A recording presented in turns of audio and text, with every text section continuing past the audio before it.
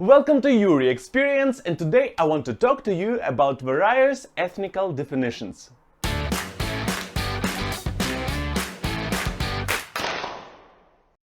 The whole ethnical topic is kinda close to me in terms of experience because I moved around a lot. I met a lot of cultures, I learned a lot of cultures, I met a lot of people. I also have mixed ancestry, which leads to the fact that I don't have a really simple ethnical definition for myself. And being a part of an ethnical group is very important for a lot of people. For some people it's not that important, me personally, but for other people being part of some ethnic group or being part of a nation or being part of something else is extremely important.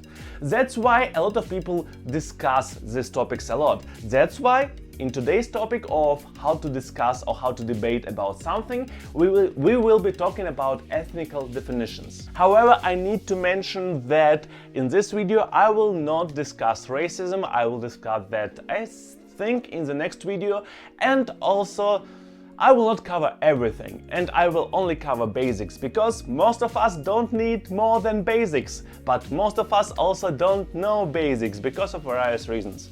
So let's go. But obviously, prior to us starting, I have to tell you that this is Yury Experience, and here I share my various opinions and topics and experience about different topics.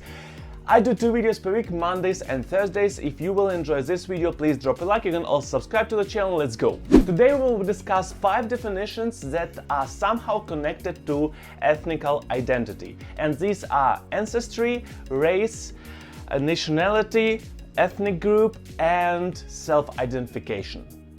These 5. We will start with ancestry. When people are talking about ancestry, people are generally understanding that there was some group of people that lived in some place or in some country or whatnot, and after some time they developed some culture, some language, and after that, after a long time, normally, you appeared. And that group that was there a long time ago, normally a long time ago, are your ancestors, are people who created the family from which you were created. For example, there was a tribe of some people in Europe many years ago, like 1,000, 2,000 years ago, and then they dispersed all around the world, and after some time you was born, and you and your parents and their parents and parents of their parents are somehow connected through relation, like blood relationship, to these ancestors, to this first tribe that was in German place. And you and maybe some of your parents or some of your grandparents are connected through bloodline to ancestors, to this people who lived in that tribe, in that German tribe. And by German, I don't mean people who lived in Germany or on the surface that is currently known as Germany. There's a little bit more to that, but that's not the topic of today's video. You don't have to have only one group of ancestors. You can have various ancestry. You can have thousands of them, or maybe you actually do only have one if your both parents and all grandparents and all their grandparents are actually coming from the same ethnical group or from the same nation or whatnot. So basically, ancestry is more about the past, and more about how was it many years ago. But overall, it doesn't have to be that long. For example, in USA, it is very common topic that a lot of people moved in late 80s, like 1980s, to USA, and they don't really have ethnicity of the group, of the country where they moved from, but they have their ancestors from there. For example, if you are an Irish person in a third generation who lived in USA your whole life, you were never in Ireland, you don't know Irish language, everything that you connect with Ireland is beer or whatnot, some other alcoholic beverage, then maybe you have more Irish ancestry than Irish nationality in you or Irish ethnicity in you. But it also depends on your family, how much of culture was in your family during your growing up. So basically, your ancestry doesn't define your now. Ancestry defines how you were or how your family were during long periods of time, maybe in the past, maybe in the recent past, but still in the past. The next topic will be race, and race is a very dangerous topic pretty much in most of the Western society and also in USA and Canada because of slavery. And yeah, that's the reason why even a lot of groups and even scientists decided to just not to use the word race anymore. Still, most of the societies do use this word and do use it in different meanings, which is why it, in my opinion, needs to be explained what race is, or what it was and what it is now, and is it even important. As you saw in the definition in the beginning, race is something in between of social and biological concept. And let's start with biological, because that's actually how race concept was created. It was created as a biological concept, and to be honest with you, at the very beginning it was a pretty racist concept. That was more about this group of people, because of their genes, because of their race, they are born stupider or more evil or whatnot. And this group is better because of their race. But over the time, scientists understood, or research, or both actually, that actually race doesn't have to do with that and pretty much anything at all. Yes, people can be divided somehow in different races, and I will talk about that a little bit in a moment, but overall, race defines exterior, if at all. Like the color of your skin, maybe some facial features, maybe the form of your hair. But in terms of your inner stuff, like hormones, like brain functions and whatnot, there's not as much of a difference. We obviously shall not forget that some illnesses do appear in different people depending on the race differently. That's the reason why we, in my personal opinion, shall not ignore completely race. Doesn't matter how do you call it. But still, we need to understand that, at least according to science, according to different articles, race doesn't have anything to do with IQ, with evilness, with being able to be aggressive and whatnot. No connection, no causation. When we start talking about dividing people into groups based on their race, we will encounter a huge problem of not being able to define race very precisely. There was never, at least, a clear definition how many races there are and what are the races and what features are only in this race and are not in the other race. And that is actually what you need in order to categorize people, in order to group people in some groups. You need to have clear definitions. Okay, this group has that, that and that, and this group doesn't have any of it. But obviously, thanks to the fact that a lot of people moved around during various times, and also just because not all people even in the same geographical location are same, there are literally little to no possibility to define race as this group, this category with this and this as their features. And I don't even want to talk about people who, like, one race person encountered other race persons, they had love and had children, like mixed race children. I think it's not a really nice way to call it, but it doesn't matter. This person, what is it now? Does it belong to both, or does it belong to neither of them? Interestingly enough, it is still a debate. Does this child belong to one group or to another, or to neither of them? Because nowadays, race is more of a social construct than it is a physiological construct or biological construct.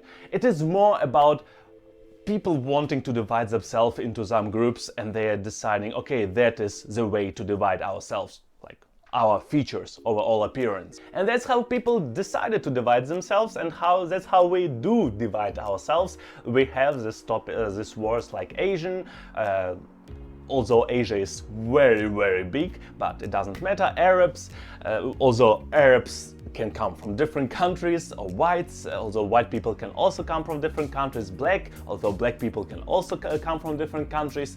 So yes, everybody knows these definitions, but do they hold any value? Technically, in terms of being a social group, yes, they do hold value. There are some common experiences that you can have based on the fact that you have or you belong to some race, or you don't belong to some race, or you belong to a mixed race group or whatnot. But generally, you cannot categorize it in a really huge scale, like all black people all over the world are same or have similar experience. It is not the case. It would be just a strange assumption that people who are majority in one country experience same stuff as people who are minority in a different country.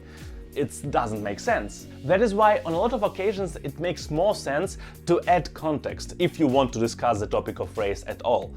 But it is important to add context. What country are we talking about? What maybe community we are talking about? What place we are talking about? How many people of this race are in that community? Is it pure race or is it like mixed race or whatnot? And overall, most of these conversations lead to like, do we even need to discuss it? Because way too often it's like, in this exact case, it is like that. In this exact case, it is like that. But overall, race doesn't have so much value as people try to put into it. Way often, being a part of some social group or some actually economical group is way more important than being a part of some racial group. But yeah, that's overall about race. Now we come to more bigger terminology. And the first one is nationality. And there are basically two definitions depending on what you are talking about. And the first one is belonging to one group in terms of the law. So you live in this country, you have nationality of that country. I live in Germany, I have nationality of that country. Not me personally, but a person. And basically, in order for that to be true, I need to have some ID that was issued by that country, or some pass or whatnot. I am a full citizen of that country. The other possibility to define nationality is more about being part of a nation. And nation is often defined similarly as people who live in some geographical location in terms of country. So all these people live in this country and they are nation of this country. It's not always the truth, but on a lot of occasions, yes, it basically is. Your nationality doesn't have to do anything with your personal identity. You can live in a country and you can actually not be a part of nation of that country. You maybe don't have nationality of that country, but you live in the country. Maybe you are even more a person of that country than your neighbor who lived in that country or that person's whole life because of various reasons. But still, you are not officially a part of a nation. You are kind of immigrant. That's actually what it is. You are immigrant. You are immigrant for another nation. And even if you share the values of this nation, culture, history, language, dialect, maybe appearance, although it's not usually the case, at least for nation, even if you share all of it, it doesn't make you belonging to the nation, because nation is defined like that. And the last official definition that I want to cover today is ethnic group. And overall, ethnic group or ethnical group is a group of people who associate themselves with each other based on various reasons. Normally a couple of reasons have to be true in order for that to happen at all. And that can be, again, history, culture, geographical location sometimes, but not necessarily. Language, dialect, maybe appearance, maybe some age even, but again it depends. And basically ethnic group is a very, very broad definition. If your group of people has any history to it and some specific culture that defines this group and differentiates this group from other groups, then basically you are an ethnic group. If there are like two people sitting next to each other, and if we will be talking about history of background of these two people and about culture and about language, and if we can find like some important differences, then these two people belong to different ethnic groups. There are a lot of opinions of different people about why do ethnic groups exist and what does count as an ethnic group and what not. In my personal opinion, So it's my personal opinion what I will share right now. It has more to do with history, with culture, with commonalities of this particular group of people. It has a lot to do with geography, but again, it doesn't necessarily have to do anything with that. But normally that's a group of people that lived in one place, and if they managed to do it, they made the place bigger, but overall there was like some root group of people that expanded at some time. Prior to us going to self-identification, I want to cover some commonalities between the 4 definitions that I covered, or 4 words that I covered already. And the first, ancestry, is actually like one of the most important things for both nationality in terms of group of people belonging to one country and ethnical groups. Because basically if you have common ancestry, then there's pretty much high probability that you have also some common culture, some common history, some similarities in language and whatnot. You don't necessarily have like the whole full similarity, but maybe there are like 2 ethnic groups that both have same ancestry, for example. Or there are 2 or 3 nations, good example are Russia, Ukraine and Belarus.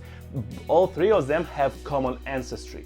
Obviously, over the years, they developed themselves in 3 different ethnic groups. But in the beginning, they had similar ancestors. I hope it's understandable. Speaking of race, a lot of people try to not use the word race and to use the word ethnic group. And actually, it does make sense as long as you don't forget that overall, you need to add something else. So in my personal understanding and experience. So you can't just say black ethnic group because it doesn't make sense. You can say black American, but even inside of black American, you shouldn't forget that there are a lot of differences between black American inside of black American group. So, but anyway, each and every ethnic group doesn't have like perfect definition. There are a lot of overlapping with other ethnic groups on the same level. But still, I'm not a big fan of just saying ethnic group instead of race, because I think it just A, doesn't make sense, and B, these words are not synonymical due to their definition. Because basically race has way more to do with social construct and appearance, and ethnic group, like, ethnic group is way bigger than that. And also not every race has same history and culture. So in my personal opinion, it's not fitting thing, but I'm not a scientist in the field, so maybe listen to them, not to me. The last point that I will cover, it's not an official definition, but it is something that I discovered being interesting for a lot of people, especially immigrants. And after a lot of my conversations with immigrants, that is a topic which comes a lot, I wouldn't say every time, but a lot. And this self-identification.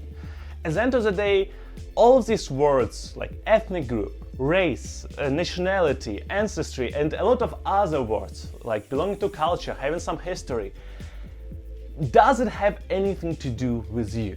Most of these words are more like if you will get some ethnical studies scientist and sit that person next to you and that person will ask you some questions, that's what categories that person will put on you. Or in terms of race, even some people based on appearance will put some categories on you, but that's a different topic. But what about self-identification? In my personal opinion, it is strange at the very least, and based on my experience, a lot of people share this opinion, to associate yourself with something you don't belong to like at all. For example, if I would associate myself with black race in some way of thinking, or like with East Asians, like in some way of thinking, I'm not even close to that, and I don't have necessary experience or history behind me or language knowledge in order to associate myself with that culture. But even if you go away from race and come to ethnic group, so technically, theoretically, I could associate myself with some East Asian group, for example. But in order to do that, I need to know way more about that ethnic group. I need to know way more about that culture. Preferably, I need to live there. I need to experience that. And if you haven't done that, in my personal opinion, it is strange at least to associate yourself fully with some ethnic group that you don't have any experience with. At the end of the day, associate yourself with whatever you want.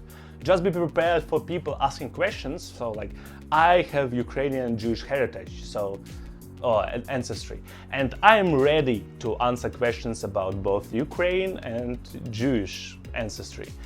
So I'm ready for that, and I know what I'm talking about. I have experience, I know a little bit of culture, not everything, but still I know a lot of history about that. So yes, I'm ready for questions if they will come. But if you're not ready for that, I'm not sure. I know that people do that, which I find strange. People associate themselves with something they have no experience with. I don't understand why, but in my personal experience, most of people associate themselves with same or similar ethnical group as their parents do.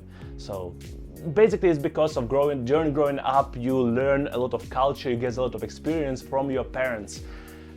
That's how you make yourself. The problem arises when you move to other country, and then your whole comprehension of culture and history starts to mix up, and some people lose track of what they actually need to associate themselves with. For example, I personally cannot associate myself with Ukrainians and Jews only. So in terms of what ethnic group I belong to, yes, definitely these two. But in terms of what I associate myself with, yes, I'm Ukrainian Jew, but I have already a lot of German influence on me, so a lot of my values don't overlap with Ukrainian and or Jewish values anymore. And I'm not unique with that experience. I know for sure that there are a lot of people who move to other country and they learn so much from their culture that they are not fitting in the right place when they go back. They feel like they can't feel themselves at ease. And after a couple of generations, after second, third generation, people actually don't associate themselves as much with their ancestry land as with the land where they were actually growing up. So yes, they know, maybe, depending on the family, a lot of culture, a lot of ethnical information about their ancestry place, but they don't necessarily associate themselves with it. A lot of people are growing up in, for example, USA, and they don't have anything to do to their ancestors' country. They've never been there, they don't know about it. Maybe they know a little bit about culture, but that's pretty much it. At the end of the day, these people, on a lot of occasions, associate themselves with USA way more than with their ancestry country. And in my personal opinion, that's the right thing to do, because you know about that culture, you experience that way more. But I'm in no position to tell you what to do in terms of self-identification. Yeah. These are one of the most important definitions in terms of ethnical field, when we are talking about ethnical field. I will also cover racism and I will also cover culture as definitions. In my personal opinion, these two things deserve independent video. But if you have any questions, if you want to know more about some specific thing, or if you think that there is more in ethnical field to discuss, write it in the comments. I will cover that. I will do my best to cover that properly. And except for that, I hope you enjoyed this video. Drop a like, subscribe. I see you on Thursday. Good luck.